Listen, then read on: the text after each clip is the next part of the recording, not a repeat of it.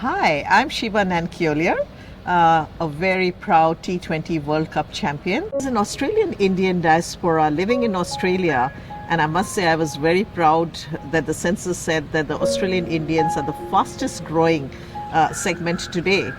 I believe the Australian Indians are going to change the definition of this country from the lucky country to the clever country.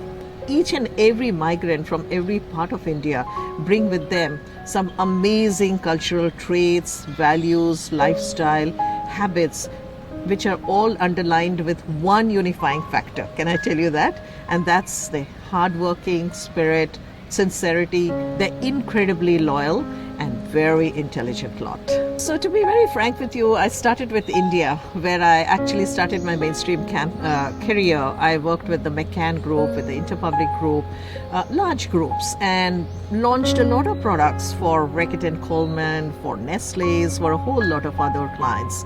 But more interestingly, when I was launching those products, I realized that you can't have one size fits all kind of a marketing strategy.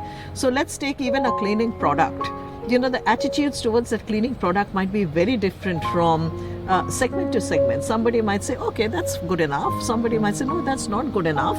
So you really need to drill down to the basics of that individual, that audience. And sometimes the cultural groups think very differently. I've had this conversation with mainstream, creative directors who told me, oh, all audiences laugh, they cry, so they're all similar. Yes, they all laugh, they all cry, but they cry for different reasons, they laugh for different reasons, and the trick is to really figure out what are the drivers that actually drive the human being. So that's what multicultural and multi-connections is all about. We're really looking at how we can get brands to affiliate with diversity, respect diversity, and embrace diversity. Brand that does that actually does not just do socially good for the community, but actually benefits economically, because they get this huge followers of loyal customers that would never leave them when they see these brands speaking to them. Having been born and brought up in India, it's not hard to get involved with cricket. From an early age, when you want to go into a retail shop to buy something, you find the shopkeeper is not interested to sell you. And why? Because he's glued to his TV set and watching the cricket match.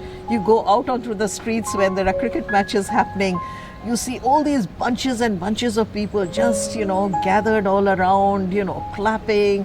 I can't even explain to you. It's like a fever that nobody can ever imagine. You just got to be in India to see what's happening.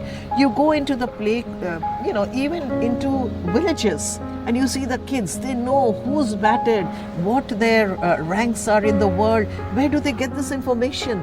It's just word of mouth at times. So I guess that's where I got my real passion for cricket. Cricket is a religion in India, and I'm finding that it's fast becoming a religion in Australia too.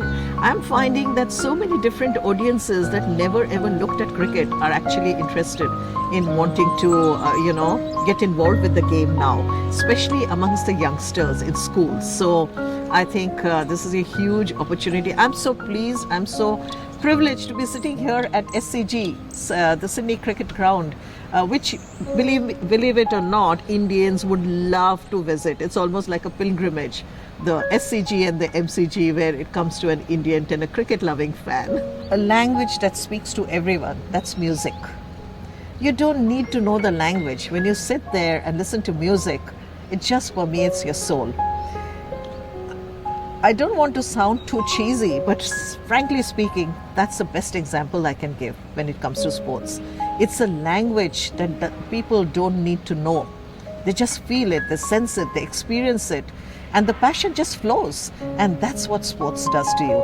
It's that one unifying language that brings people together. Being a 2022 T20 World Cup champion means so much to me, and I have been kind of really proud of the way they have been really promoting, espousing, and making very diversity inclusive initiatives happening across these last few months.